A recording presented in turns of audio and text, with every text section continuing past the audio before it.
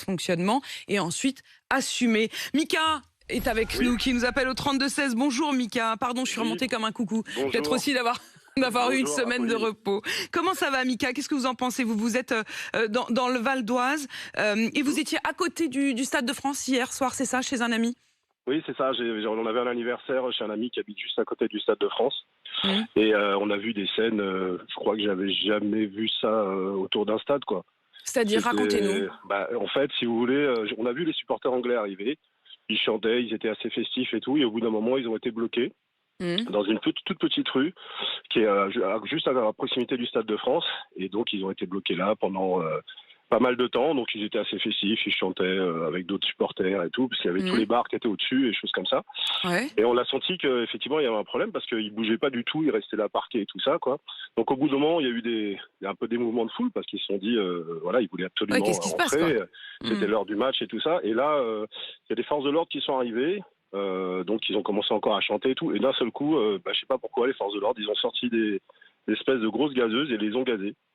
Ouais, Alors on n'a pas compris, pourtant il n'y avait pas eu de mouvement ils n'avaient rien jeté, juste ils chantaient. Donc ils les ont gazés, donc les supporters ont été super énervés. Et ça, c'est à combien de mètres du Stade de France, ça, cette scène que vous racontez? C'est la rue, c'est la rue de la Coupe du Monde, c'est la rue qui est juste derrière le Stade de France. Alors déjà, je comprends pas dans une petite rue comment ils les ont fait passer dans une petite rue comme ça. Alors est-ce qu'ils avaient peur des supporters, je sais pas.